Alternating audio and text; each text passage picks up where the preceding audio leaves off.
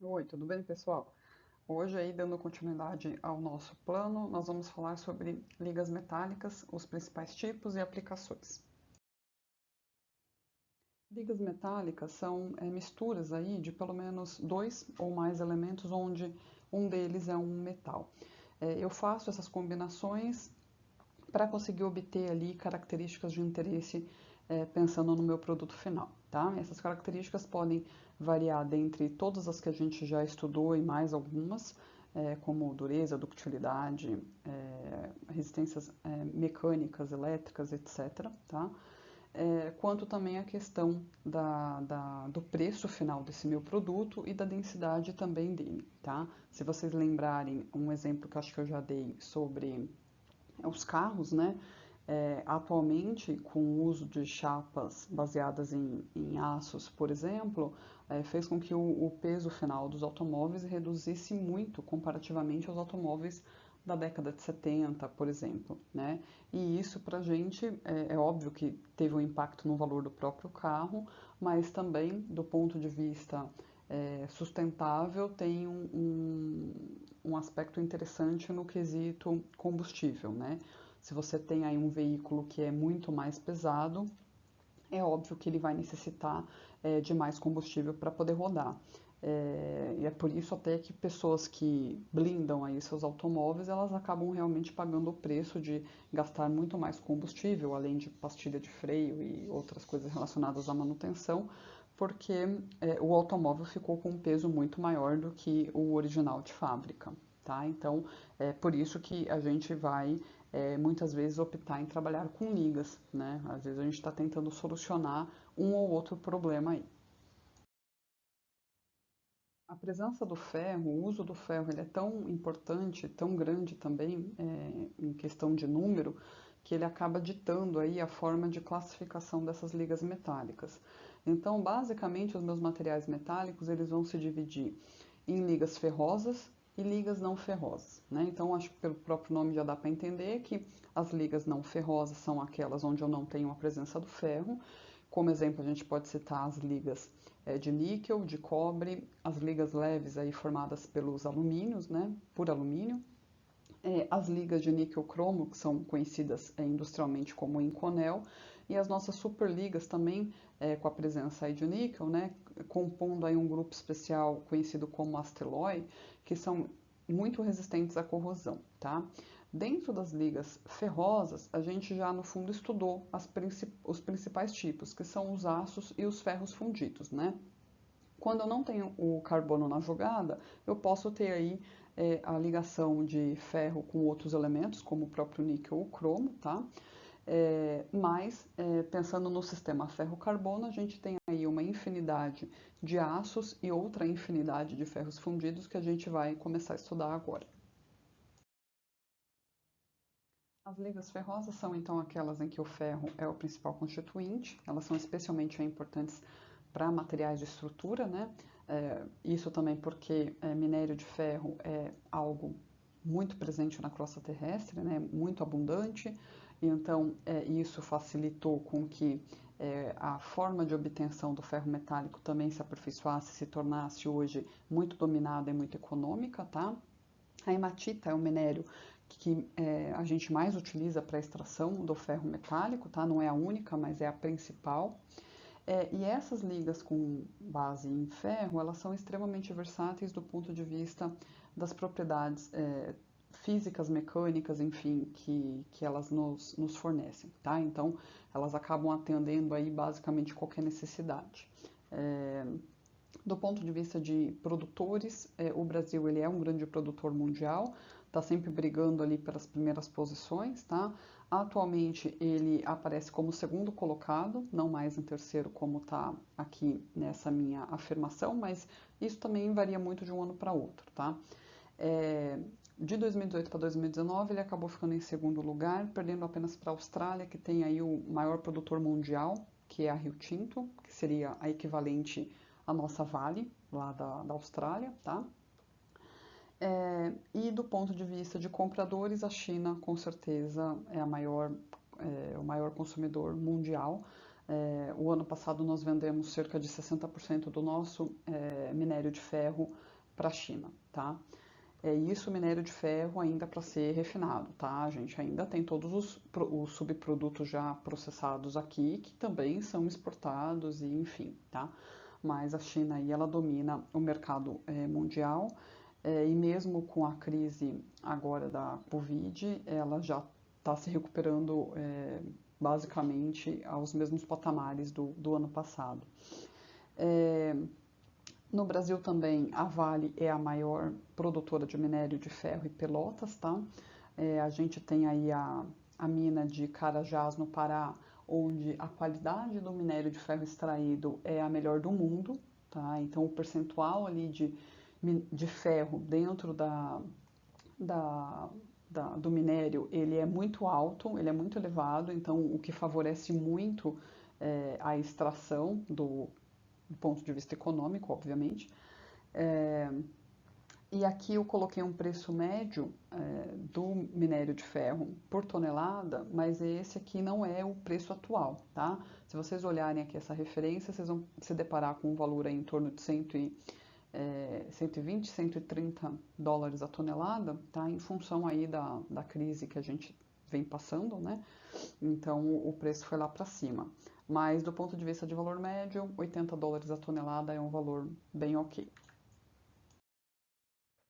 Bom, os aços que a gente já aprendeu podem ter lá até 2,11% de carbono na sua composição, né? Mas no fundo, de forma prática, eles podem também ter elementos que a gente chama de secundários. Esses elementos secundários, tais como silício, manganês, fósforo, enxofre, eles podem aparecer em função até mesmo do próprio refinamento, tá? É difícil você retirar todos esses elementos secundários. E aí, dependendo do teor que você tiver de cada um deles, você pode ter aí as características, as propriedades dos seus aços modificadas, tá? Então, a gente aprendeu, por exemplo, o diagrama de fases, pensando no sistema ferro-carbono puro, e do ponto de vista de elementos secundários em baixa concentração, eles não afetam realmente aquelas fases que a gente aprendeu a ler nos diagramas, tá? Mas na medida em que a gente adicionar alta concentração desses elementos, às vezes até propositalmente, sim, a gente vai acabar tendo mudança naqueles comportamentos que a gente viu, principalmente do ponto de vista dos diagramas TTT, né, os diagramas de tempo, temperatura e transformação. Tá? A gente pode ter deslocamentos causados aí, por exemplo, pela presença desses elementos secundários. A combinação do sistema ferro-carbono com esses diversos elementos secundários, ela resulta uma grande quantidade de aços do ponto de vista de fabricação. Então, a gente pode juntar esses aços e classificá-los com base ou na sua aplicação ou nas suas características, nas suas propriedades, tá? E aí a gente acaba então se deparando com um sistema gigante de classificação que é baseado aí em alguma dessas características que eu falei, tá? Do ponto de vista de padronização, eu trouxe aqui os padrões americanos, dos quais o primeiro aqui, que é o ISSI, ele dá a base para a nossa normatização, tá? Então, a ABNT, através da NBR 6006, ela vai classificar todos os aços seguindo aí o padrão semelhante ao da ISSI, que é esse formato aqui, tá? Então, nesse padrão americano, a gente tem sempre esses dois primeiros números fazendo referência aí ao tipo de liga que eu estou me referindo, tá? Então eu coloquei aqui dois exemplos, mas na verdade a gente tem uma série de outros números e cada um vai significar um sistema específico, tá? Então eu tenho o 10, o 11, 12, 13, depois vem os 30, várias séries aí, cada uma com a sua especificidade. Do ponto de vista dos números aqui finais, eles dão pra gente o percentual de carbono, tá? E então, quando eu tenho aí, por exemplo, né, um caso de 0,5, então a nomenclatura nesse padrão ficaria, o formato ficaria 10,05, né? Esse 0,5 é o valor que corresponde ao percentual de carbono para mim, tá? Então, eu divido ele por 100, né? Esse é o formato adotado, e eu chego aí no percentual específico do carbono. tá? Não vão pensar que é 5% que não cabe, tá? Tô falando de aço, lembra que aço, o limite de carbono é em torno aí é até 2%, tá? Então, o número que aparece aqui, eu divido por 100 e chego no correspondente ao percentual de carbono. Se acontecer de eu ter mais um xizinho aqui, é porque eu estou falando aí de concentrações já acima de 1%, que vai exigir aí para mim, então, um número a mais aqui nesse meu formato, tá? Então, esse é o formato, no caso do padrão AES e SAI, vocês vão ver numa tabela que eu trago na sequência que existem aí correlações entre uma tabela e outra, tá? A fim de tentar facilitar essas conversões, né? Essas classificações também. Por outro lado, como a gente tem muita quantidade, vai ficar um pouquinho complexo mesmo, tá? Faz parte. Bom, aqui a gente pode ver então um exemplo dessa tabela que eu comentei com vocês.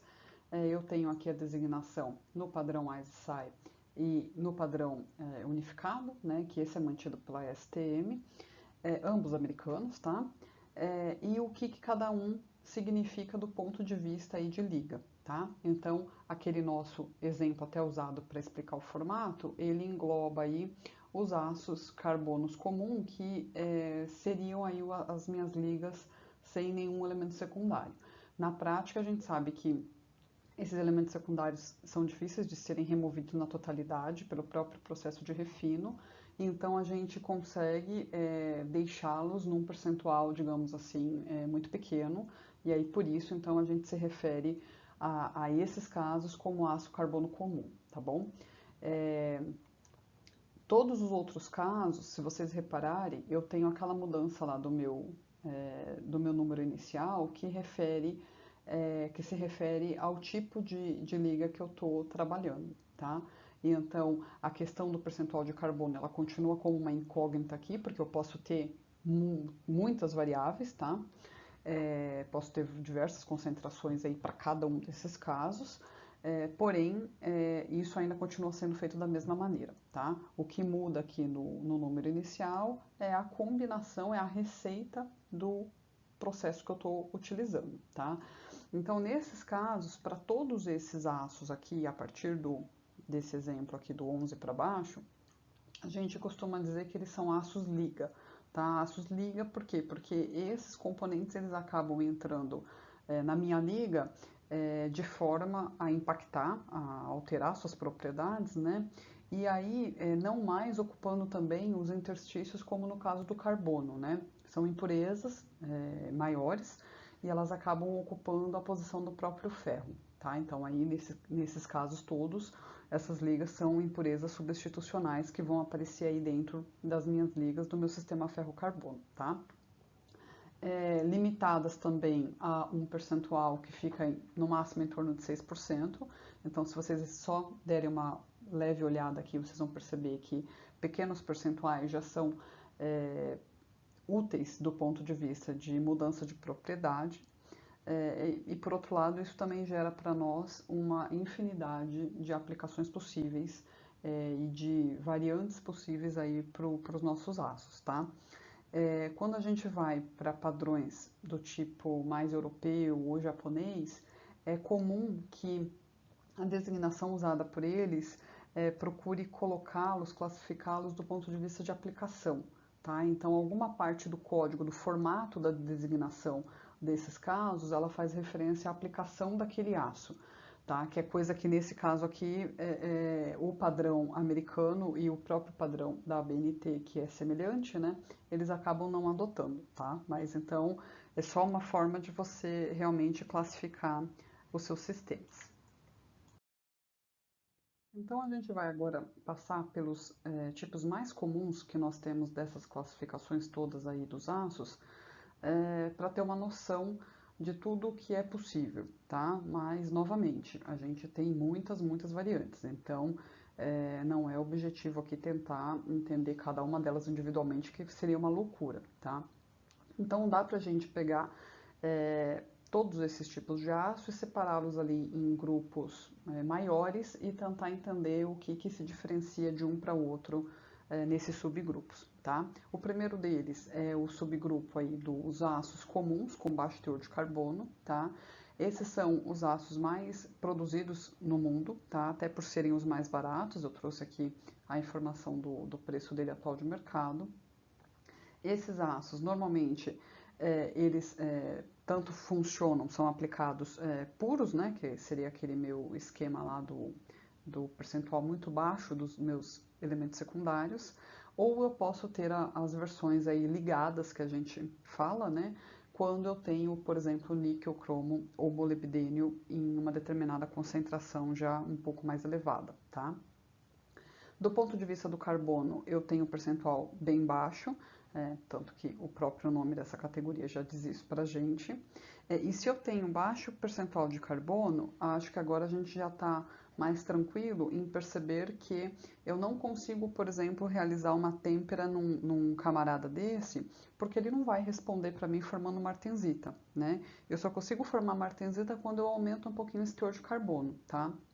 Muito embora daqui a pouco eu vou ter alguns detalhes para comentar sobre isso, mas do ponto de vista de aço comum, é normal eles não responderem ao tratamento térmico para a formação da martensita, tá?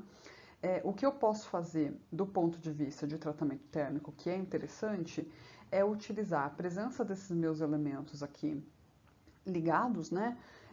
Para, por exemplo, gerar o aparecimento aí na minha estrutura de carbetos ou nitretos, tá? Então, aí sim, se eu tenho uma concentração X desses componentes e eu realizo um tratamento térmico, eu posso ter como resultado a presença ali de carbetos sendo formados ou de alguns tipos de nitretos também, tá? E aí isso, por exemplo, vai conferir maior resistência para esse meu aço.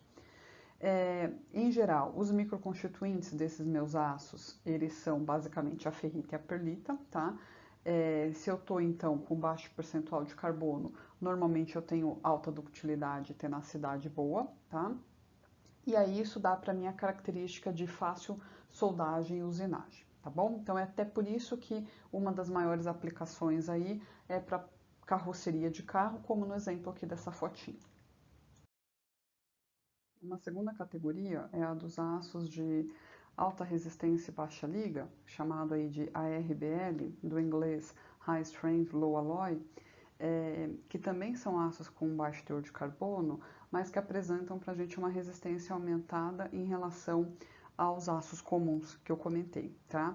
Nesses casos, eles vão utilizar outros elementos ligantes aqui, como zircônio, nióbio, vanádio e titânio, e através de tratamento térmico, a gente vai conseguir elevar a resistência desses aços através aí, por exemplo, da presença dos carbetos desses elementos ligantes que você adicionou, tá? Então, acho que todo mundo já ouviu falar que carbeto de titânio, de tungstênio, são muito duros, por exemplo, e aí na medida em que você favorece a presença desses carbetos ou nitritos em função do tratamento térmico e do percentual dos elementos que você está colocando aqui, você favorece então a melhora da resistência mecânica, tá? Sem necessariamente precisar de maior concentração de carbono, porque isso daria outras características para a gente, tá? Então eu consigo ainda ter boa ductilidade, conformidade e soldabilidade, muito embora eu tenha ali uma resistência mecânica que possa ser aumentada para, por exemplo, aí, em torno de 500 megapascal, que é bastante. Ainda dentro dos aços ARBL, a gente tem os aços Malaysian, que passam aí por têmpera seguida de envelhecimento e precipitação para poder melhorar a resistência mecânica dele, tá? Então a gente já estudou os dois tipos de tratamentos térmicos, já entendemos como que eles funcionam, né? E nesse caso aqui desses aços, a gente consegue elevar a resistência mecânica para 1 ou 2 gigapascal tranquilamente, tá? O nome Malaysian vem da associação de martensita com age hardening, que é o endurecimento por envelhecimento e precipitação, que é o tratamento que a gente faz aqui, tá? E aí a pergunta que vai ficar é: professora, mas se os aços ainda têm baixo teor de carbono, como que você forma a martensita? E aí, muito cuidado, tá, gente? Porque a martensita, você se lembra que eu falei que não era necessariamente aquela fase rica em carbono apenas, né? Aquela solução supersaturada de carbono extremamente dura. Lembra que eu comentei que é possível você atingir uma fase metaestável em outros sistemas que sequer, por exemplo, são de ferro-carbono, essa aqui é uma situação dessa, tá? A martensita formada aqui, ela não é aquela solução supersaturada de carbono, que é muito dura. Nesse caso, ela vai ser formada basicamente por níquel, que é o elemento ligante utilizado nesse tipo de aço, tá? Então, a martensita formada com bastante níquel, nesse caso, ela tem como característica, por exemplo, ainda ser dúctil. Então, você consegue ter uma resistência mecânica muito elevada, porém você não perde em usinabilidade, em ductilidade, o que também é muito bom. Tá? Então você chega a ter 20% de alongamento, por exemplo, nesses aços, o que é fantástico, comparativamente ao mesmo efeito de endurecimento causado aí somente pelo adicionamento de carbono. Tá? Esse tipo de aços, por vezes, eles são chamados como aços balísticos também. Então, aqui nessa foto vocês podem ver um ensaio realizado aí com uma chapa desse tipo de material que passou ali por um processo balístico, né, para testar se ele aguentaria ali alguns calibres. E que pode, por exemplo, ser utilizado na blindagem de automóveis. Muito embora hoje em dia isso tenha perdido espaço, porque aquela questão do peso que eu falei para vocês, né, acabou que às vezes é mais fácil você, do ponto de vista da carroceria, você fazer a blindagem com mantas de Kevlar, né, que é a aramida que a gente vai estudar ainda aqui no curso, porque ela é uma manta super leve e com uma eficiência ainda muito elevada do que o próprio aço, tá? Mas aí você acaba ainda usando esses aços balísticos, por exemplo, em pontos assim mais delicados do tipo a fechadura, né, alguns detalhes ali do carro que você não consegue cobrir com a manta, e aí você acaba então utilizando esse tipo de aço que recebe então esse nome, tá bom? Outros aços também que ainda são classificados como ARBL são os aços patináveis. Tá? Os patináveis eles apresentam a elevada resistência à corrosão atmosférica. Aqui eu tenho uma figura de uma amostra cultural, né? Enfim, uma estrutura aqui, né? Uma obra de arte aqui feita com aço patinável. E a característica de resistência que a corrosão atmosférica desses aços está associada aí também aos elementos que o compõem, né, que vão gerar, que incluem aí cromo, o próprio ferro, obviamente, silício, e aí a combinação desses elementos vai dar para a gente uma rede complexa aqui de óxidos formados, tá? Mais de 8 tipos de óxidos acabam se formando nessas estruturas, e esses óxidos, eles vão acabar protegendo, então, a parte interna do seu aço, tá? Então, é um processo muito semelhante ao que acontece com o alumínio, que a gente sempre fala, ou mesmo com o próprio aço inoxidável, que eu vou comentar daqui a pouco, acaba acontecendo aqui também, né?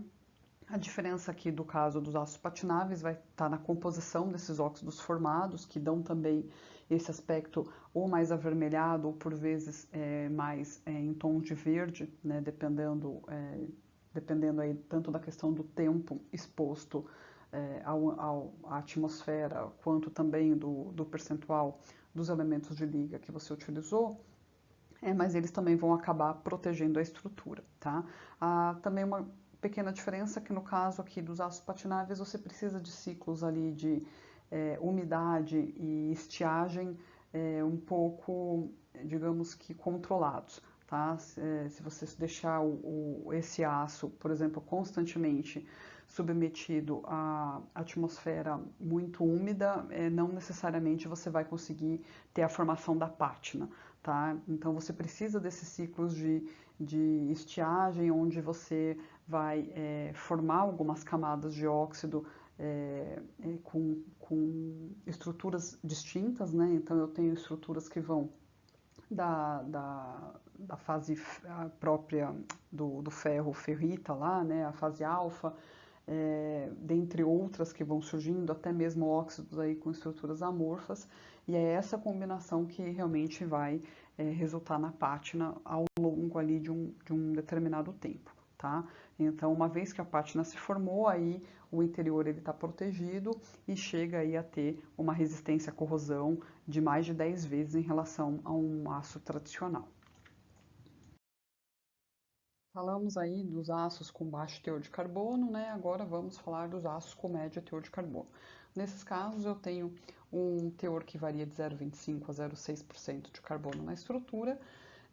Eles são tratados termicamente, tá? Eles respondem a tratamento térmico. Eu também utilizo a adição de outros elementos de liga, como cromo, níquel, molibdênio, e eu utilizo isso em doses que vai depender muito da característica que eu estou almejando mudar, tá?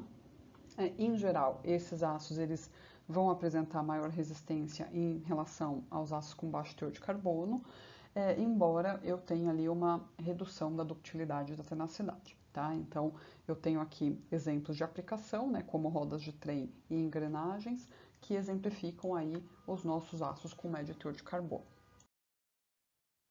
E finalmente chegamos aí nos aços com alto teor de carbono, também conhecidos como aço ferramenta. Recebem esse nome justamente porque a gente aplica aí numa dezena de ferramentas de corte, por exemplo, de perfuração, tá? O teor de carbono ele fica aí entre 0,6 e 1,5% de carbono, tá? Isso vai deixá-los aí mais duros e resistentes, muito embora muito menos dúcteis. Normalmente eles são forjados, tá? E apresentam aí resistência elevada ao desgaste e à abrasão, tá? Até por isso acabam funcionando bem como ferramenta de corte e perfuração. Os elementos de liga que podem ser aí cromo, vanádio, tungstênio, molibdênio, agora que eu tenho mais carbono disponível, eles acabam formando muito mais aqueles carbetos que eu comentei para vocês alguns slides atrás.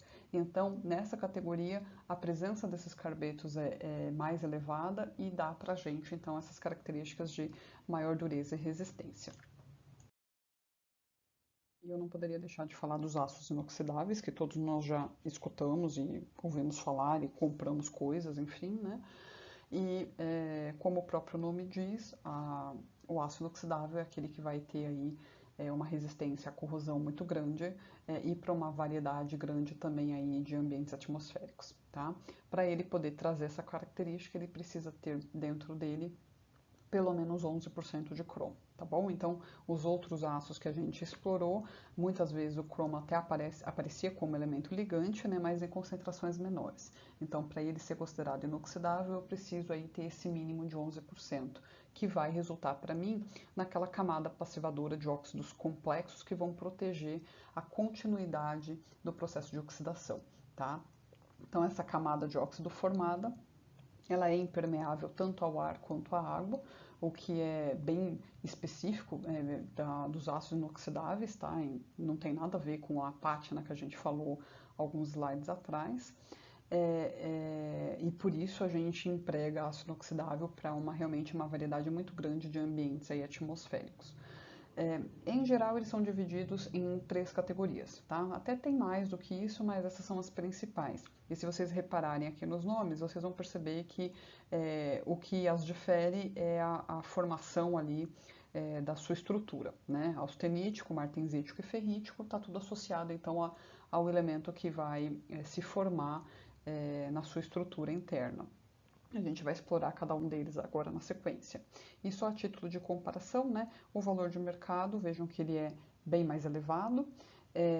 Nós falamos lá dos aços mais simples, né, a uma faixa de 600 dólares a tonelada. Aqui a gente está no extremo oposto, né, em torno aí de 2.500 dólares a tonelada. Tá? Então, todos os aços que a gente já comentou, eles vão apresentar aí valores que no fundo ficam entre esses extremos, tá? Aí não adianta querer saber definir o preço de cada um, porque é muito específico mesmo, tá? Mas já dá para vocês terem uma ideia de que ordens de grandeza a gente está falando aí no quesito econômico, tá? Então, esse é um bom exemplo de que, ao adicionar aqui o elemento de interesse, a gente acabou adicionando também, atribuir um valor, agregou um valor aí muito grande ao produto final, porque o cromo ele não é barato, tá bom? Os ácidos inoxidáveis austeníticos, eles apresentam um teor baixinho aí de carbono, tá? Mas pelo menos 16% aí de crômio, e tem também níquel ou magnésio aí na sua composição, e a sua estrutura, que é austenítica, ela se mantém sempre nessa fase, nessa estrutura, para qualquer temperatura, tá? Então eu posso variar aí de temperaturas criogênicas até a fusão, que esse tipo de aço ele mantém a sua estrutura na fase austenítica, tá? Uma composição típica conhecida dessa categoria aqui de aços é a que contém 18% de cromo, tá? E 10% níquel, e a gente passa a chamar comercialmente esse aço inox 1810. E aí, já fazendo um paralelo, quando a gente entra só no mundo dos aços inoxidáveis, tem todo um sistema de nomenclatura, de designação para tratar desses aços. Tá? Então, no fundo, a gente vai só abrindo os leques conforme a gente vai criando aí subdivisões dentro dos materiais, tá bom? E então, não estranhem a gente falar aqui de uma outra designação, de uma outra nomenclatura, porque isso vai ficando realmente exponencial aí dentro das nossas ligas metálicas, tá? De maneira geral.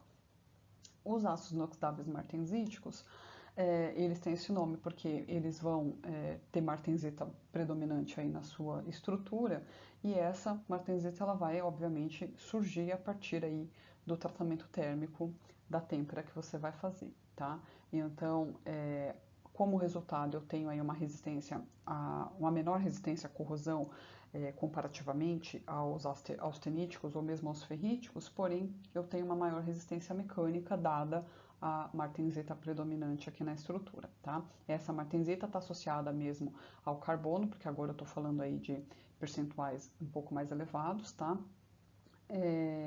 Embora eu também ainda tenha outros elementos ligantes aqui que variem, por exemplo, no caso do cromo, que a gente está focando agora, né, entre 12% e 14%. Os ácidos inoxidáveis ferríticos, eles são compostos aí, então de ferrita, que é uma estrutura cúbica de corpo centrado que a gente já estudou. Embora eles sejam muito resistentes à corrosão, eles são menos do que os austeníticos, tá? Eu uso aí concentrações um pouco maiores de cromo, normalmente entre 16% até 30%, embora o percentual de carbono seja baixinho. Em geral, o meu custo para fabricação ele é baixo, e aí acaba que eu tenho muita aplicação aí em utensílios mais simples, como por exemplo domésticos, tá? Então aquelas panelas, bandejas em geral aí podem e normalmente são aí de aços inoxidáveis ferríticos, tá? Só uma observação que aí não necessariamente você vai ter um elevado percentual aí, por exemplo, de 30% de cromo, lembrando que o percentual do cromo tende a elevar o custo final, né? Então, dependendo da qualidade aí das suas panelas, pode ser que você esteja num percentual mais baixinho aqui, tá certo? Ambos os aços austeníticos e ferríticos, eles só podem ser endurecidos aí se você fizer algum tipo de deformação a frio, tá? Porque eles não atendem a nenhum tratamento térmico, como no caso do martensítico, né? Que por ter aí um percentual de carbono mais elevado, ele já conseguia formar martensita, né? Então não é o caso aqui tanto do aço austenítico quanto o ferrítico. E agora nós vamos falar dos elementos mais fofos que existem aqui na nossa disciplina, que são os ferros fundidos, tá? Tratados então como fofo. Esses elementos são, portanto, liga de ferro-carbono, né? Onde o silício ele vai começar a fazer bastante presença, ser muito importante. Os teores de carbono a gente já tinha estudado, né? Que qualquer percentual acima aí de 2,1% já daria para gente um ferro fundido, embora em geral, do ponto de vista prático, os teores ficam em torno de 3 e 4,5%, o que faz com que essas ligas aí atinjam a fundição entre 1150 e 1300 graus Celsius, tá? Então, agora a questão da fundição também vai ser importante, a gente está falando de ferro fundido, tá? Lembram-se que se eu aumentei bastante o teor de carbono, a sementita ela vai aparecer cada vez mais, né?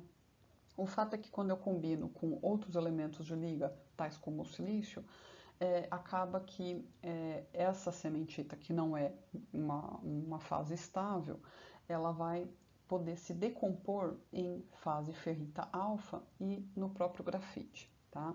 Então, essa tendência de formar grafite depende, portanto, da composição da minha liga e também pela taxa de resfriamento que eu vou submeter o meu sistema, tá? E também pela presença do silício, como eu falei aqui, porque agora eu vou pensar, no caso dos ferros fundidos, meio que como nesse tripézinho aqui. Taxas mais lentas de resfriamento acabam promovendo a formação da grafita, tá? Então, essa presença da grafita, ela vai ser fundamental para a gente entender ali as principais características dos ferros fundidos, que em geral são classificados em três, não só, mas eu vou falar desses três aqui que são os mais relevantes. E do ponto de vista de valor de mercado, a gente tem aqui em torno de $1.200 a tonelada. Os ferros fundidos cinzento têm esse nome porque sua estrutura ela vai resultar uma coloração acinzentada, como a gente vai poder ver nas figuras do próximo slide. Essa categoria é a mais barata e a mais utilizada, tá, entre os ferros fundidos. Uma parcela do carbono ela vai se decompor e formar grafita lamelar, que a gente também vai poder ver na micrografia seguinte, enquanto uma outra parte aí permanece na forma de cementita. O meu teor de carbono ele varia em torno de 2,5% a 4%, enquanto o de silício fica entre 1% e 3%, e o de manganês aparece um pouco mais baixinho, variando de 0,2% até 1%. A junção desses elementos dá para a gente uma fácil fusão e moldagem, assim como uma boa resistência mecânica e ao desgaste também, tá? Então, a usinabilidade também se torna mais fácil e acaba que ele consegue amortecer um pouco comparativamente aí aos outros ferros. Aqui nós temos três figuras, né, de produtos aí acabados, né, referentes ao fofo cinzento, e aqui eu tenho a micrografia desse tipo de ferro fundido, tá? Então, nessas estruturas, as lamelas que eu enxergo aqui, elas são de grafita, tá? Então, aqui é carbono apenas, tá bom? Que essas regiões mais escuras. A região mais clara é a fase ferrita. E aí, essa composição dá para mim o aspecto acinzentado que esses ferros fundidos normalmente apresentam. O fofo nodular equivale ao ferro fundido dúctil, tá? Essa ductilidade ela é obtida a partir da adição aí do magnésio e do cério, que vão alterar então as propriedades mecânicas desses ferros fundidos, assemelhando-se então a alguns aços, tá?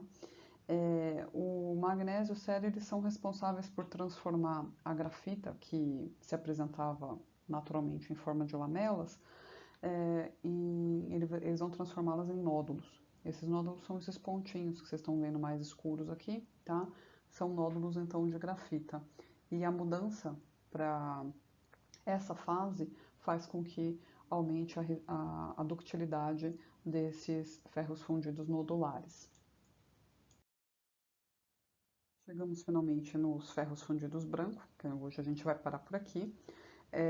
Eles têm esse nome justamente porque a coloração resultante ela é bem clara, tá? E por sua vez ela está associada à presença majoritária da cementita que se forma na estrutura. Essa cementita ela vem do fato de que eu diminuí o meu teor de carbono, tá? Então isso é um requisito para eu conseguir chegar nesse ferro fundido. Então eu tenho um menor teor de carbono e realizo resfriamento rápido, tá? Então o resfriamento mais rápido vai gerar para mim a estrutura do ferro fundido branco.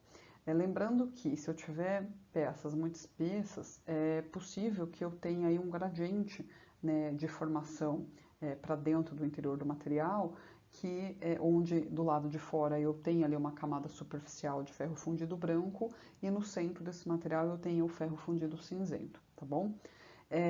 Se eu tenho agora uma estrutura prevalentemente ali composta por cementita, eu sei que eu vou ter como resultado uma elevada dureza e uma resistência ao desgaste, uma resistência mecânica muito maior também, tá? Então, as minhas aplicações, elas vão estar associadas a esses requisitos aqui, tá? Porque se eu tenho elevada dureza e elevada resistência, significa também que eu me tornei muito frágil. E aí, nem toda aplicação vai poder trabalhar com uma fragilidade dessa, tá? Então, para esses casos aqui, a gente sim vai precisar de ferro fundido branco. Então, com isso a gente encerra essa parte que resume um pouco das ligas ferrosas. Vejam que eu falei de muita coisa e ao mesmo tempo eu falei de pouca coisa, tá, gente? Porque dá pra gente se aprofundar muito mais nessas classificações. Eu ainda não abordei a parte das ligas não ferrosas, então, assim, só sobre liga metálica daria pra gente ter um curso. Então, obviamente, eu tentei fazer aqui uma síntese para a gente ter uma primeira noção de como as coisas funcionam e como elas são classificadas. Mas não queiram decorar nada disso, porque é um pouco loucura mesmo, tá? Então, tentem somente ir se acostumando com as classificações, com as nomenclaturas, mas percebam que, assim, o uso de elementos de liga, eles vão ser cruciais para agregar as características, as propriedades que a gente espera, e você trabalhar com 0,3%, 0,4% já pode ser suficiente para essas propriedades serem alteradas. Então não dá mesmo para querer decorar nenhuma lógica aqui nesse universo, tá? Realmente estudar e se debruçar sobre cada caso na medida em que você eventualmente estiver trabalhando com ele, tá bom? Então, por hoje é isso aí.